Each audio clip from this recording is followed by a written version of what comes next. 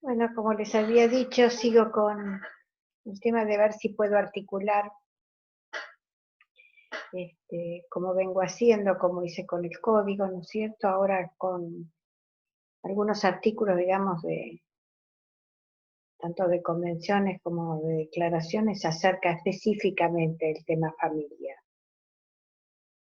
Y elegí el artículo 12, para que ustedes después, obviamente, los que son abogados, esto por supuesto, ¿no es cierto? Que no les hace falta, pero aquellos que no están tan encima del tema de los derechos humanos, por ahí se los recuerda, pero para todos, lo que les quiero comentar es que yo nombro los artículos como para que ustedes lo puedan ubicar, pero lo que quiero resaltar de estos artículos que voy mencionando es el recorrido del constructo familia en toda la cuestión de los derechos humanos, y para que ustedes tengan presente por si necesitan específicamente ir a consultar, ¿no es cierto?, para estar al tanto y irse interiorizando todos los que trabajan en familia con respecto a los derechos humanos. Entonces, el artículo 12 de la Declaración de los Derechos Humanos, ya en 1948, afirma: nadie será objeto de injerencias arbitrarias en su vida privada, su familia, su domicilio o su correspondencia, ni de ataques a su honra o a su reputación. Toda persona tiene derecho a la protección de la ley contra tales injerencias o ataques. Artículo 16 de la Declaración de Derechos, donde dice: los hombres y las mujeres a partir de la edad núbil tienen derecho, sin restricción alguna, por motivos de raza, nacionalidad o religión, a casarse y fundar una familia. Y disfrutarán de iguales derechos en cuanto al matrimonio, durante el matrimonio y en caso de disolución del mismo. Solo mediante libre y pleno consentimiento de los futuros esposos podrá contraerse matrimonio. Entonces, afirma: la familia es el elemento natural y fundamental de la sociedad y tiene derecho a la protección de la sociedad y del Estado. Fíjense que en este artículo se especifica esto de la familia es el elemento natural. Esto es lo que yo venía marcando del cambio rupturista de nuestro código, donde pasamos del concepto natural, de lo biológico que tenía la familia tradicional en su inicio, y pasamos a enmarcar a la familia en una cuestión de tipo cultural y los procesos que esta cultura va dando a que los sujetos vayan cambiando en sus deseos, en sus posiciones, en sus identidades y además en los lazos que van construyendo. El concepto de familia, subyacente en toda la normativa del sistema interamericano. El sistema interamericano de derechos humanos es un escenario regional constituido por los estados que integran la Organización de Estados Americanos, o sea, la OEA, cuya principal función es velar por el respeto, la protección y la realización de los derechos humanos en todo el continente americano. El sistema interamericano cuenta con dos instancias independientes, pero a su vez complementarias, y estas son la Comisión Interamericana de Derechos Humanos y la Corte Interamericana de Derechos Humanos. La Convención Americana sobre Derechos Humanos, en nuestra ley argentina 23.054, Argentina ratifica e integra el articulado de la Convención. La aprobación de la citada Convención, llamada el Pacto de San José de Costa Rica, sancionada el 1 de marzo de 1984. Artículo 1. Apruébese la Convención Americana sobre los Derechos Humanos, llamada Pacto de San José de Costa Rica, firmada en la ciudad de San José, Costa Rica, el 22 de noviembre de 1969, cuyo texto forma parte la presente ley. Artículo 2. En nuestra ley argentina reconócese la competencia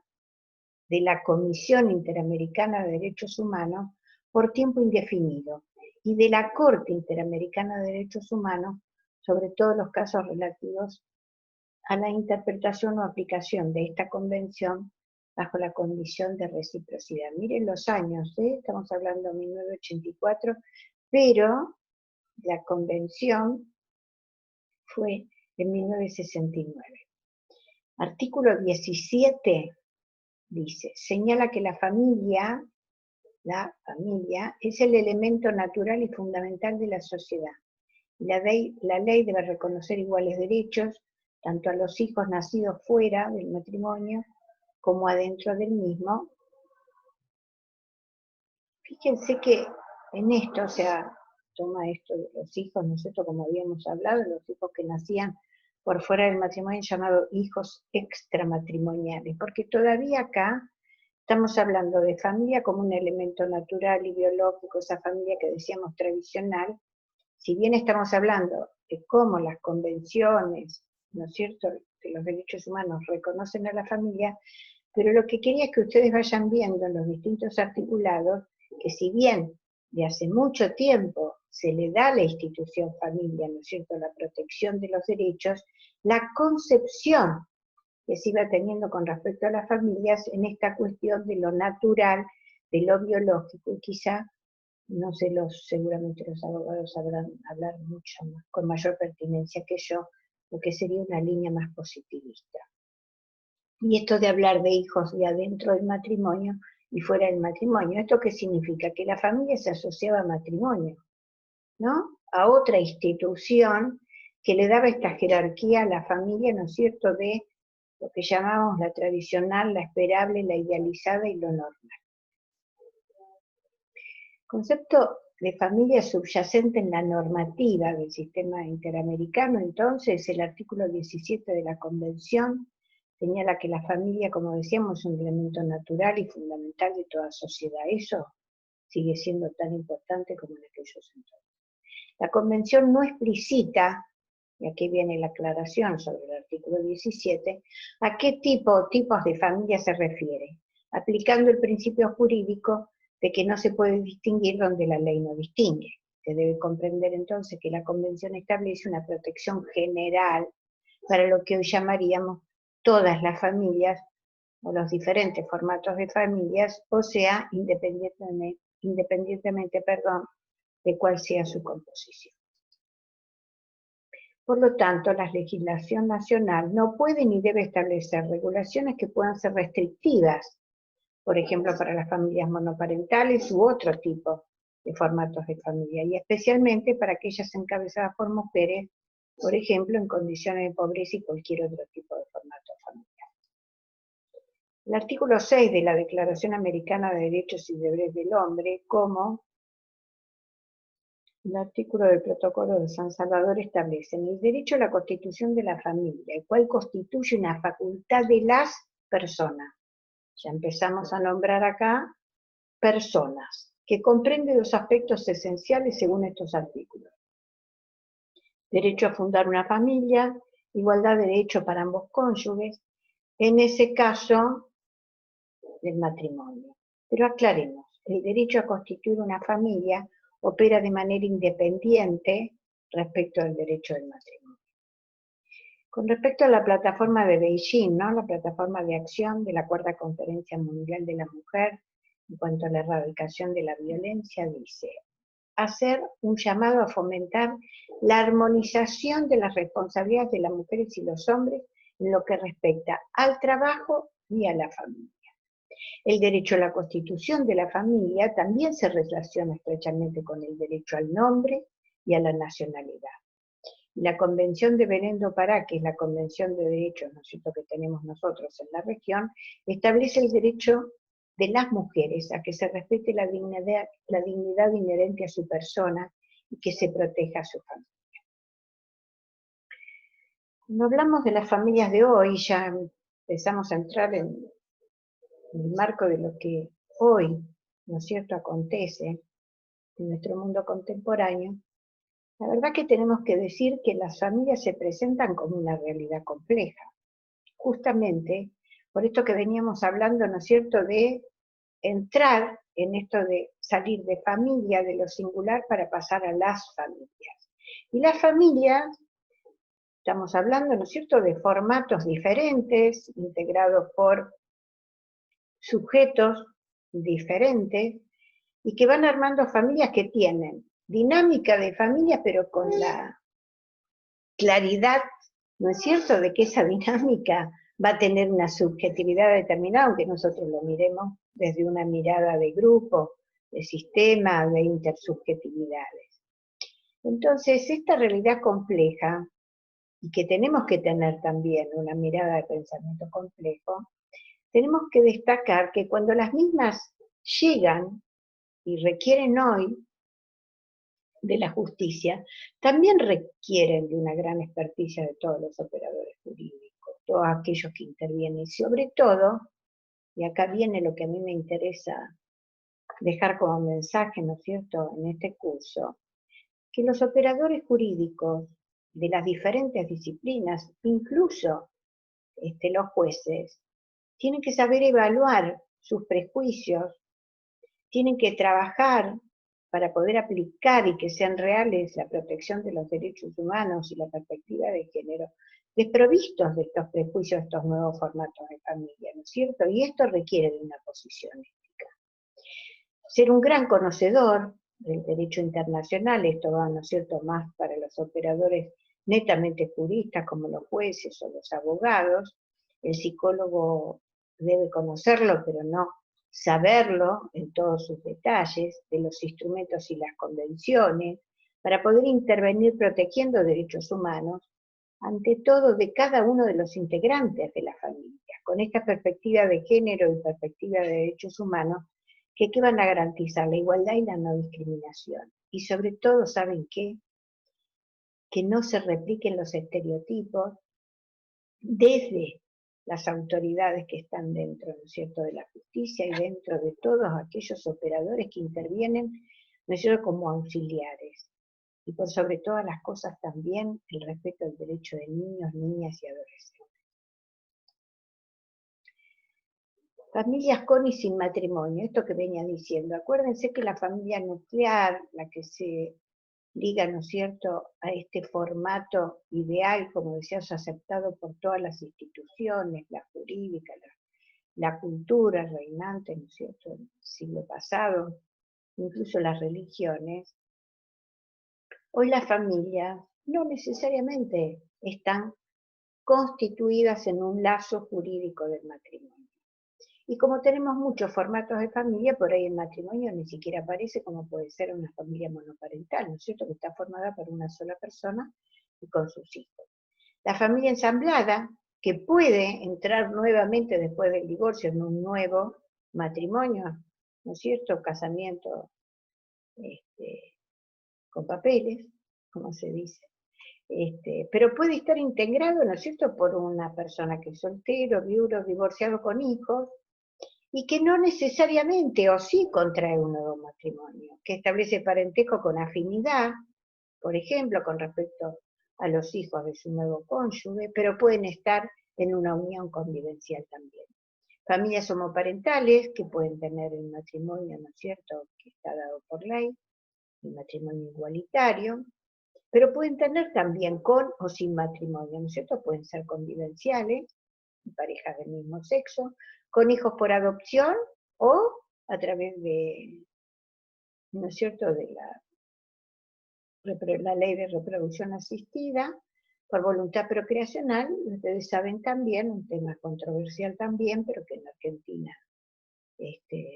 no está legalizado, que es por vientre subrogado, pero que sí se van al exterior para tener un hijito bajo esta modalidad. Los ejes de género y sexualidad son transversales, o sea, nadie puede decir esto a mí no me atraviesa, y no importa cuál es la posición, ¿no es cierto?, que se tiene frente a la identidad de género. Estas son cuestiones de las personas, de los seres humanos, y a veces les diría que desde el punto de vista de la privacidad, todo fuera de nuestra identidad de género y fuera de nuestra orientación sexual. Somos sujetos de derecho, personas con derecho a la protección de nuestros derechos humanos y recibir la perspectiva de derechos humanos y la perspectiva de género. Entonces, como categorías, como dimensiones de análisis, son significativas y recurrentes en estas últimas décadas, pero porque expresan la diversidad y la diversidad que se va a mostrar claramente en el tema que nos convoca, que son las familias. La ética transversaliza el discernimiento integral y consecuente del discurso familiar, y las intervenciones son una articulación clínica forense desde la perspectiva de derechos humanos, desde la perspectiva de género, para proteger la vulneración de derechos dentro del sistema de familias de adultos, niños y adolescentes. Sabemos que la vulneración de derechos es tan antigua como existe la familia. ¿Saben cuál es la diferencia? Que justamente esta mirada del marco de derechos humanos, el marco de la Convención de los Derechos del Niño y la perspectiva de género va poniendo, ¿no es cierto?, en forma visible esta vulneración, pero que se vulneran hace mucho tiempo. Lo que sucede, que fíjense como decíamos, que recién en el año 94 empezamos en Argentina, con la reforma de la Constitución, a tomar la perspectiva de derechos humanos, y recién en este siglo, diría yo, que tiene un empuje muy importante empezar a poner el marco de los derechos humanos, después de haber sido aplicado, como decíamos, ¿no es cierto?, en todas las familias afectadas, en la época de la dictadura, incluso por la apropiación de niños y por muerte por el terrorismo de Estado. Ahora los derechos humanos siguen trabajando en ese tema, pero hoy se aplica a todos los ciudadanos y empieza a entrar en este sistema familia para que adentro de las familias no sigan pasando vulneración de derechos, que puede ser la violencia, el abuso sexual de la infancia. Aida Kemmelmacher de Carlucci dice acerca de las familias ya dentro del sistema judicial. Ya afirmaba en el año 90 que no podía seguir existiendo el divorcio contencioso, el cual ya no tiene lugar, por supuesto, en el nuevo Código Civil y Comercial, sancionado en el 2015, como les decía, un código que, como había afirmado, lo dice también Kemmelmacher, quiebra el paradigma para hacer el pase a otra mirada desde el derecho y desde la familia. El Estado debe arbitrar los medios para que las carencias económicas no sean un impedimento para el real acceso a la justicia. Y ella aquí toma un tema que incluso en la investigación de Cejas se le da tanta importancia, que en América Latina tenemos un problema bastante grande de acceso a la justicia, y esto tiene que ver con las clases vulnerables, con la pobreza, donde no existe un instrumento pensado del Estado, o si existe es muy escaso, de que las mujeres que viven violencia de género, los niños o los adolescentes que sufren abuso sexual infantil, incluso a veces cuestiones de trata, no tienen un acceso fácil a la justicia porque se necesita, ¿no es cierto?, de la intervención de los abogados. Si bien tenemos los ministerios fiscales, hay muchas oficinas de fiscalía, ¿no es cierto?, en los barrios vulnerables, pero también necesitamos lo que decíamos, una cultura en los derechos. Primero el ciudadano tiene que apropiarse,